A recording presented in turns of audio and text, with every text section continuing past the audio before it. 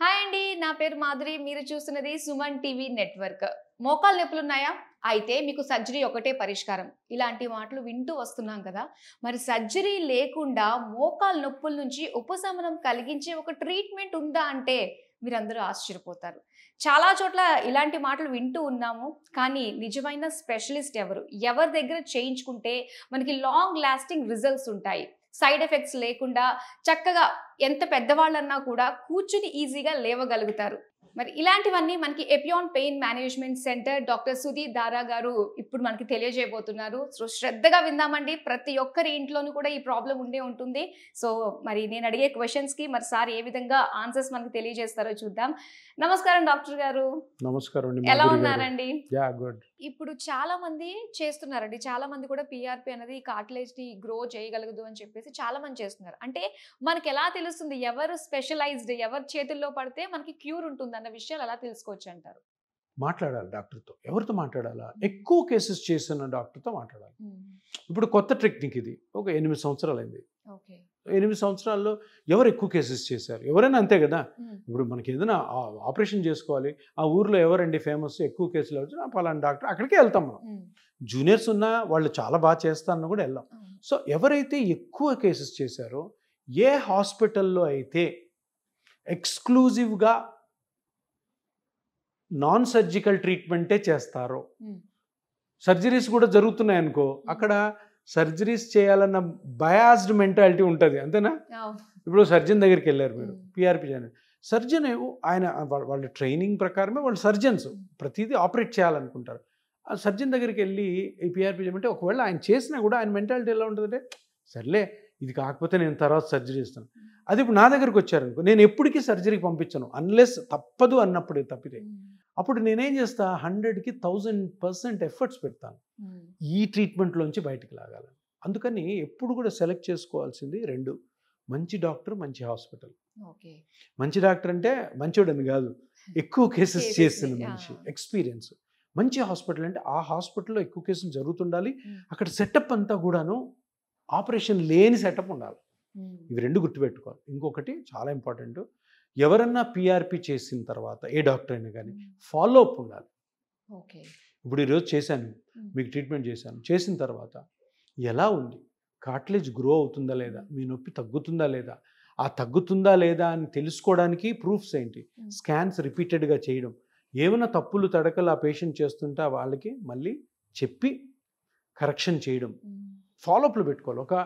మేము ఒకసారి ట్రీట్మెంట్ చేసిన తర్వాత దగ్గర 4-5 months పేషెంట్ ఫాలోఅప్ పెట్టుకోండి. తప్పకుండా రమ్మంట ఎవ్రీ మంత్. అలా చేయకుండా చేస్తే ఫెయిల్ అవుతుంది. అందరూ ఏమనుకుంటారు, ఏముంది బా బ్లడ్ కదా. ఇప్పుడు ఈ పిఆర్పి కిట్స్ తయారు చేసే కంపెనీ వాళ్ళు ఉంటారు, వాళ్ళు ఏం చెప్తారు, సార్ అక్కడ సుధీర్ సార్ చేస్తున్నారు, ఏముండదు సార్, బ్లడ్ తీసుకోవడము, ప్రాసెస్ చేయడం, ఆ కిట్స్ మేము ఇస్తాము, ఆ మిషన్స్ మేము ఇస్తాం, తీసి ఇంజెక్ట్ చేయడం సార్ అంటారు. అలా చేస్తే మీ డబ్బులు వేస్ట్, ప్లస్ ఆల్సో మీకు ఎఫెక్ట్ రాదు, నొప్పులు, దాని తర్వాత పెద్ద ఆపరేషన్ పోవాల్సి వస్తుంది. వాళ్ళు చెప్పి చాలామంది స్టార్ట్ చేస్తున్నారు, అట్లా చేయకూడదు. పర్సనల్ ట్రైనింగ్ ఉండాలి. ట్రైనింగ్ లేకుండా ఏ ట్రీట్మెంట్ అయినా కూడా ఫెయిల్ అవుతుంది. అక్కడ వాళ్ళు చేస్తున్నారు సింపుల్, ఏముంది ఇక్కడ నుంచి బ్లడ్ తీసుకోవడం, ప్రాసెస్ చేసేస్తే మొత్తం మ్యాజిక్ అంతా లోపల చూసినట్లు కాదు. దీని వెనకాల చాలా సైన్స్, చాలా ఎఫర్ట్స్, చాలా పేషెంట్ కేర్ ఉండాలి. పేషెంట్ ఫాలోఅప్లో పెట్టుకోవాలి, పర్సనల్గా ఫాలోఅప్ పెట్టుకోవాలి. అలా చేసినప్పుడు మంచి రిజల్ట్ వస్తుంది. వేరే పెద్ద ట్రీట్మెంట్కి వెళ్ళాల్సిన అవసరం ఉండదు. ఇప్పుడు పిఆర్పి అనేది మనకి ఎన్ని సెషన్స్ ఉంటాయండి? Depends on the damage. ఎంత డ్యామేజ్ అయింది దాన్ని బట్టి సెషన్స్ ఉంటాయి. ఒకరికి ఒక సింగిల్ సిట్టింగ్ ఉండొచ్చు, ఒకరికి 3 ఉండొచ్చు, కొందరికి బాగా పోయింటే 4 ఉండొచ్చు, కొందరికి 2 ఉండొచ్చు. అది మనం ఏంటంటే ఫస్ట్ వచ్చినప్పుడు పేషెంట్ ఎగ్జామిన్ చేసిన తర్వాత స్కాన్ చేస్తాం. స్కాన్లో అర్థమవుతుంది ఎంత డ్యామేజ్ ఉంది, ఆ డ్యామేజ్ వల్లే నొప్పి వస్తుందా, వేరే డ్యామేజ్ వల్ల, అసలు నొప్పి రావడానికి కారణం ఏంటి, కారణమయ్యే స్ట్రక్చర్ ఏంటి అన్నది చాలా ఇంపార్టెంట్. అది చూసుకొని depending on the damage sittings ఉంటాయి.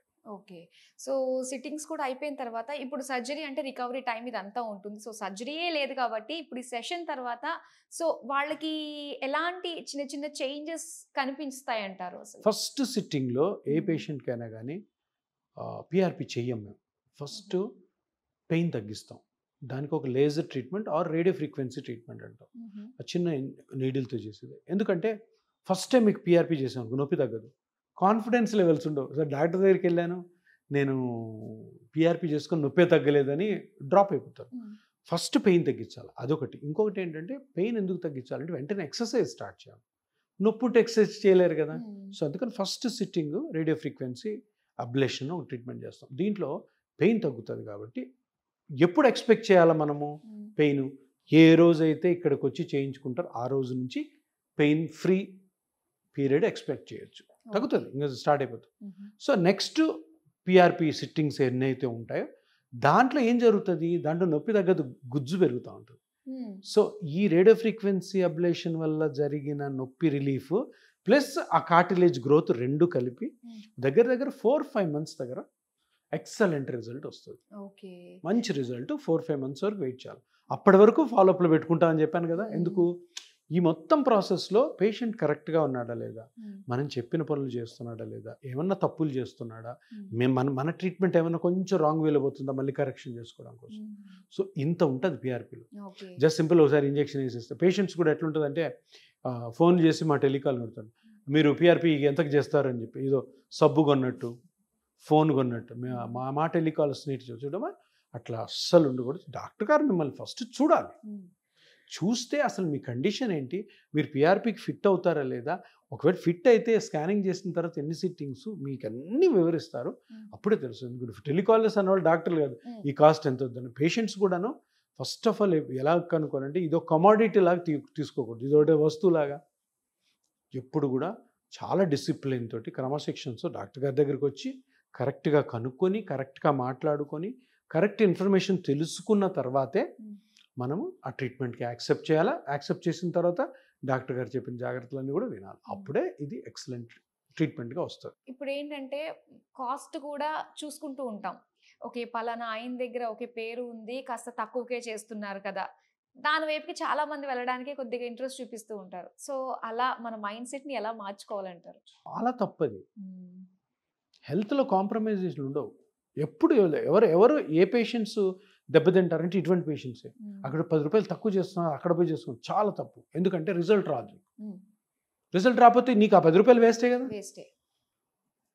మళ్ళీ బాధపడతావు, ఎక్కడో అప్పు తెచ్చి చేసుకుంటావు. సో అందుకని ఎప్పుడు కూడాను ఒక 4-5 రోజులు ఆలోచించాలి, అడగాలి ఎక్కడికి వెళ్ళాలి, ఈ ట్రీట్మెంట్ నేను తీసుకోవాలనుకుంటున్నాను, ఎక్కడైతే బాగుంటుందని.